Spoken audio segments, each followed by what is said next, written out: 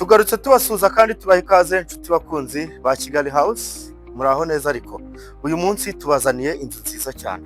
Ni inzu ifite ibyumba 5, dushe na toilette enye, iri hano mu Busanza. Ni inzu nziza cyane. Busanza ni quartier irimo kubakwa umunsi ku munsi, irimo kugenda itera imbere. Mpereye hano rero kuri korotire, tuhafite gate nziza cyane nini yisanzuye, ubona ko ari nini cyane. Iyi nzu yacu kandi ifiteho na rooftop, ikaba yubatse mu kibanza gifite ubuso 400. Urumva ko ari ikibanza kinini cyane kandi ifite umubare w'ibyumba mwinshi. Urabona ko inzu yacu byibura duhagaze hano, pariking yayo hajyamo nk'imodoka enye ziparitse neza cyane.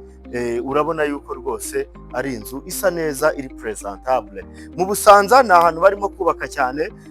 Ku bantu bagiye wenda kera batari hano mu Rwanda, baba bashaka nko kugura imitungo hano mu Rwanda, reka mbanze mbasobanurire mu Busanza gato. Mu Busanza ubu ngubu basigaye barahakoze umuhanda uhuza Kagarama na Busanza, usigaye waroroheje access rwose. Imigendekere ya Busanza isigaye yoroshye, kandi ni ahantu basigaye bubaka amazu menshi cyane agezweho. Iyi nzu yacu rero ntuze gucikwa nayo, kuko tugiye gutangira tuyigutembereza duhereye hano hanze. Tuvuye kuri parikingi tugasanga hano igiye ikikijwe n'indabo nziza cyane zimeze neza. Urabona yuko ari indabo zimeze fresh, zirazenguruka zikaza zikagera hano hino, zigahita zikora akajaride keza cyane. Igira hino ubereke kano kajaride, ni akajaride keza cyane gasa neza. Ikindi nakubwira kuri iyi nzu, ni inzu nshyashya iteguye ku buryo anytime uyiguze wahita wimukiramo immediately, cyangwa se ugahita ushaka umupangayi nawe turamuguha. Hano tuhafite indabo nanone zizenguruka gutya. Urabona ko inzu yacu rwose yuzuye, nta kintu na kimwe iburaho. Irimo iragurishwa ku giciro cya miliyoni 140 z'amanyarwanda. Urumva ko ari inzu idahenze, yubatse mu buso 400, ibyumba 5. Reka rero duhere kuri rooftop mbereka dutemberana ino nzu, uretse ko iyi nzu yacu ifite n'amanex.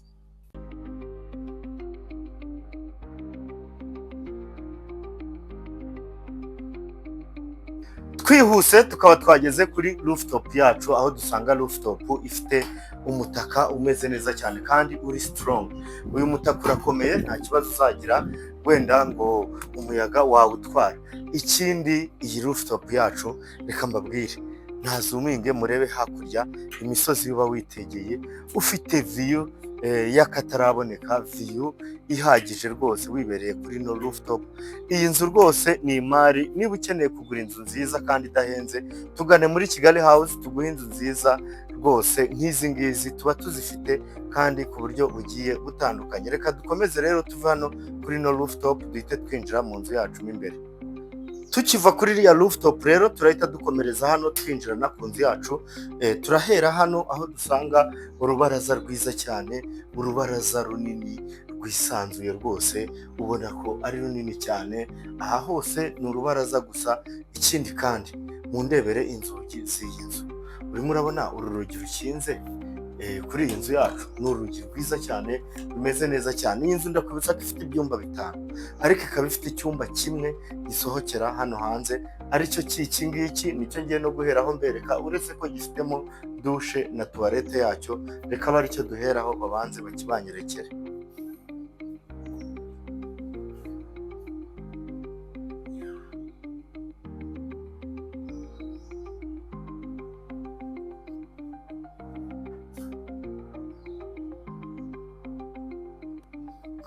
Aha, tukiva kuri kiriya cyumba rero cya mbere cyo hanze, cyangwa se gisohokera hanze, reka duhite twinjirana muri salo yacu. Ndebera salo hano, urimo urabona salo ukuntu ari nini, salo yisanzuye, salo ngari, salo ifiteho parafo ya gypsum, salo ifite itara ryiza cyane, ngira ngo nawe uraribona. Urabona ko ari salo nini, kubera ko uhereye hano ho mpagaze ukakomeza ukagera hariya aho kamera iri, urabona yuko ari ahantu hanini cyane. Hano rero tuhafite TV stand nziza cyane nayo, ubona yuko rwose ikoze neza kandi irimo design z'akataraboneka. Urabona ko ari ibintu biteguye neza. Iyi nzu ntigucike nyamuneka, ni inzu ya famiye, ni inzu nini ihagije. Turakomeza tuve kuri iyo salo, duhite tuza hano kuri salle à manger. Ni salle à manger nayo ni ndebera ukuntu ingana, urabona ko ihagije. urebye nayo parafo ni imwe n'igisamu kandi imeze neza. Dufite n'akaravabo hano gafiteho n'akamira keza cyane, urabona ko ari ibintu bijyanye. Reka rero tukiva aha duhite dukomereza mu gikoni cyacu. Tuguhaye ikaze mu gikoni cyacu, aho dusanga igikoni cyiza cyane, igikoni cyisanzuye ku bantu mukunda gutekera ahantu heza. Urabona ko iki gikoni ni kigari kandi kirahagije, utubati twiza. Ikindi nakwibutsa, iyi nzu ni nshyashya, nta muntu n'umwe uraturamo. Ahangaha rero tuhafite umwanya wa kuka munini, kugira ngo namwe murirebera, niyo ntavuga byinshi. Hano naho hari umwanya wa friji, urabona ko ari ya friji nini cyane ihagije. Reka mpite mporofita mbere y'uko mbereka mu bindi byumba bisigaye bine, mpite mbereka n'amanegisi y'iyi nzu. Aha twasohotse tukaba tugeze ku manegisi. Iki ni igikari cy'inzu yacu. Ahangaha turahasanga igikoni cyo hanze gifatanye n'aho wakogereza ibyombo. Hariya tukahasanga dushe na tuwarete. Kuri kote yo hirya hano hagati naho tukahasanga akazu k'umukozi. Urabona ko ari ibintu bisa neza cyane kandi biteguye neza cyane. Reka dukomeze mu byumba, sinshaka kuza kubatinza. Aha twakomeje rero, kugira ngo murabibonye yuko ibindi bice maze kubibereka. Iyi nzu iri kuri miliyoni 140 z'amanyarwanda. Niyo mpamvu ndi kugenda mbisubiramo kugira ngo ubyumve neza. Ifite ubuso 400, ikagira ibyumba 5 na tuwarete 4. Reka rero duhite dukomezanya muri iyi sayidi. Hano mpagaze hari ikindi cyumba nacyo gifite dushe na tuwarete.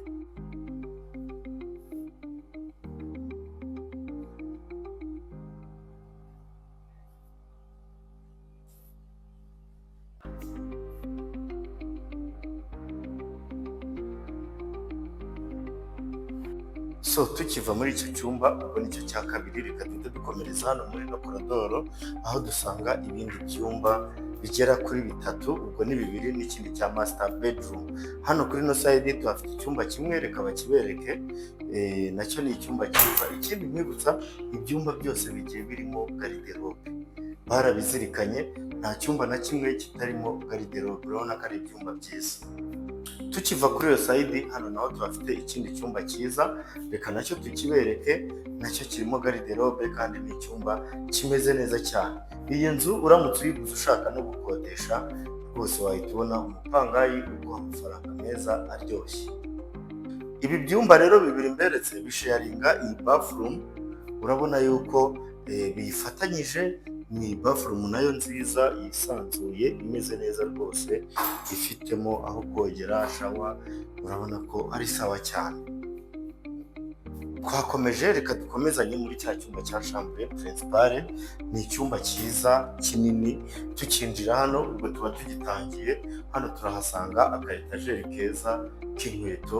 Urabona ko washyira inkweto zihagije uko zaba zingana kose. Hano tukahasanga bathroom, reka nayo bayibereke. Ni bathroom nziza cyane nini. Urumva nyine iya chambre principale igomba kuba ifite diferanse n'izindi. Urabona yuko ifitemo akabati gafata akarahure, ikirahure gifata amazi, shawa nziza.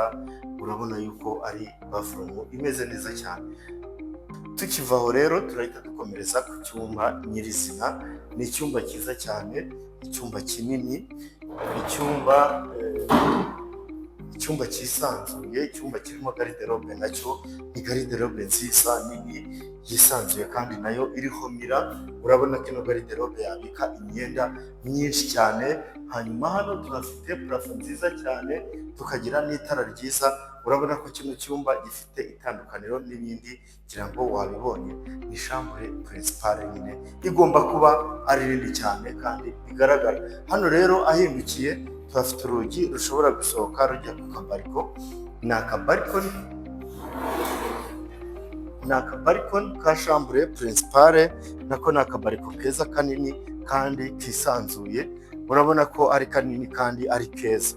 Hariya hejuru dufiteho rooftop, hanyuma hano hasi tukahagira akabarikoni. Urabona ko ushobora kwiyicarira cyangwa ukicara hejuru kuri rooftop mu gihe waba ushaka kurelagisa.